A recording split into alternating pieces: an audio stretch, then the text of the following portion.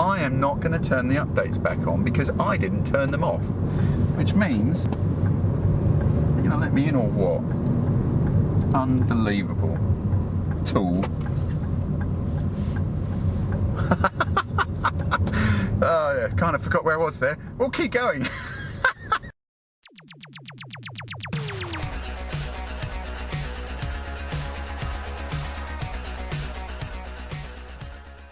Good morning. Today I'm going to a farm. I'm not going to be talking about agriculture or anything like that.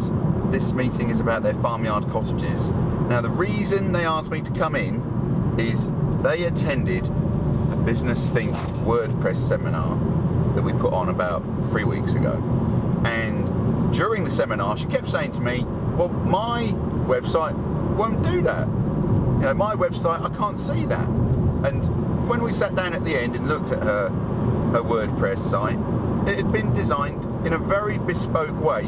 And I don't understand why anyone does that, really, for a small-sized business, because WordPress is designed to be ready. It's designed to be designed, look okay, and easy to use. So why you would bespoke code a website when you don't have to, I have no idea. I can only assume you don't understand WordPress or you're trying to justify your fee. Either way, that's what I'll be doing today. I'm not actually sure there's a video in that. I'm not sure how interesting that is. However, that is what I'm doing today. So, I will update you later.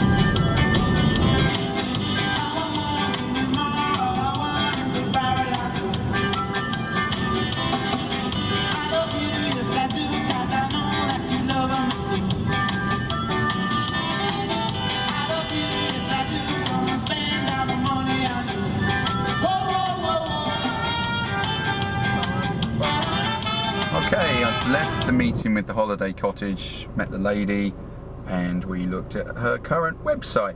And her current website is exactly as I said, which is looks nice, has good content on, gets ranked on Google, has had updates disabled for 3 years. Because her developer, up in Lancashire or somewhere, bespoke coded a WordPress site. There is nothing that her website does that I couldn't have used with the standard off-the-shelf themes on WordPress with no bespoke coding whatsoever.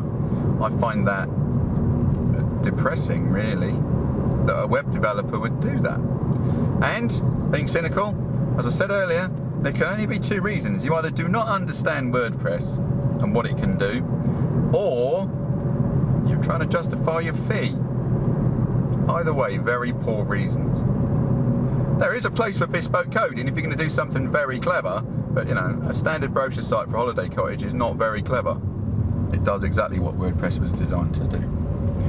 So the first thing we did in the meeting was decide to do nothing. It's true. Business continuity, or risk. She's an online business, okay? You know, people find holiday cottages searching on iPads and online. If her website is down, her phone stops ringing. That's a big responsibility for somebody like me. If I make a mistake, or even if I don't make a mistake, and her site goes down, I am costing her money. Now, people don't react very well to that scenario. So, the first thing we did was create some insurance. And if you're ever upgrading your website, make sure you have something like this in place. I can duplicate a website. I can copy a WordPress website in 10 minutes. I can then install that on a new server, so a completely different domain name, exactly as it is, working exactly as it looks on her existing site in about 15 minutes. So in half an hour, I can create the greatest insurance for a website in the world, which is if there's a disaster, and I'll talk about what that means. If there's a disaster and your website goes offline and we can't get it back online, we don't have downtime because we just go, okay, well, whatever. I'll reinstall the whole thing as a working entity because I've got it saved somewhere else. You must have that. This is how easy a website can go offline. I was doing an e-commerce website for an artist and he was having his PR launch on the Saturday. So literally he was putting an ad in magazines and newspapers. It was a fairly big deal. And on Friday I thought, oh, I'll just tweak that. You know, I'll move that picture over there. So I logged in about 10 o'clock Friday night. Well, I don't know why I'm working on Friday night, but I did. And I changed one thing, and the whole website went down. Not only could I not see the website, I couldn't even log in. So I couldn't even fix it. Which meant I had to go into the back end. I mean, I had to download the files, and you don't want to be doing that. A, because you might not know how, probably don't know how, and B, this is no fun whatsoever. What actually broke it was one extra character, one letter. It might have been a number actually, but anyway, one letter cost me 8 hours of my life. I couldn't find it. You think how many files make up a website, like to actually make it work, not what the pages are. You're talking like, I don't know, 50 files, probably 300,000 characters. I'm looking for one character that is in the wrong place. An extra letter, took the whole site down, couldn't log in. That took me 8 hours. Which I can't bill the client for. It's 8 hours of my time wasted. And so, what an idiot. That was laziness too. I should have duplicated it. I was just Friday night, whatever. But, never again. So, I go in, she asked me to change her website, update it. I said, no, I'm not going to do that until we've got a working version working on one of my own servers, so that if it all goes wrong, which it might, it's IT, then we can reinstall, keep up continuity, your phone won't stop ringing, and you'll have people staying in your cottages, which seems like a pretty good idea to me. So, that took 45 minutes. And we have that, and it's tested, and it all works. I now have security. She has reassurance that if it all goes wrong, we can fix it very quickly. Then we need to call them and say, can you turn these updates back on? I mean, as I said, turning updates off, I can understand that if you bespoke coded a WordPress site because you don't want it to be overwritten, which is what will happen, and it will stop working as intended. Never mind the bespoke coding decision, which obviously I don't agree with. But when you turn updates off, why would you do that? The updates are security updates. That means you can be hacked. Now, you may think you got nothing worth stealing, and you may not have anything worth stealing. However, most hacks of websites aren't trying to take your credit card. They're trying to have a laugh. I had a customer ring me a couple of years ago, said my website's disappeared. I've got this strange screen on it, which was kind of, I can't really tell you what it was actually, but it wasn't anything you want to see. And it said, aha, your website has been hacked by blah blah blah. It's like website assassin sort of stuff. And don't kid yourself, that does happen. Why would you not have security updates automatically turned on? Only because you bespoke coded something when you didn't have to. So let's turn them back on. I'm not going to do that. I am not going to turn the updates back on because I didn't turn them off. Which means, you're going to let me in or what? Unbelievable. Tool.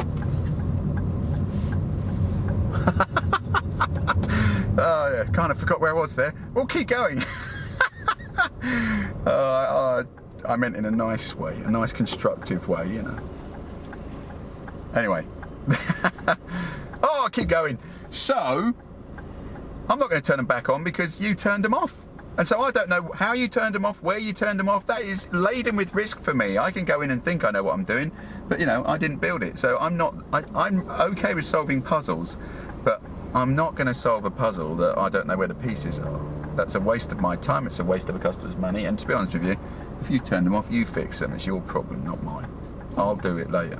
So she's going to ring the developer up and say, turn them off. And she's going to say to her, no, we can't do that because if we turn them off, the updates may change the way the site works.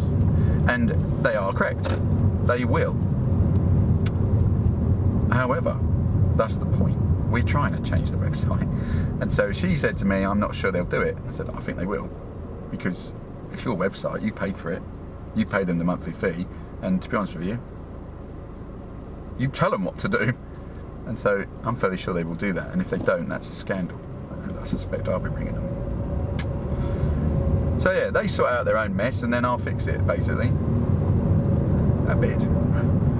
That sounded a bit harsh, but that's basically the process. Create some insurance. Make sure if we make a mistake or the IT goes wrong for whatever reason, which it can easily do. I told you the one letter scenario.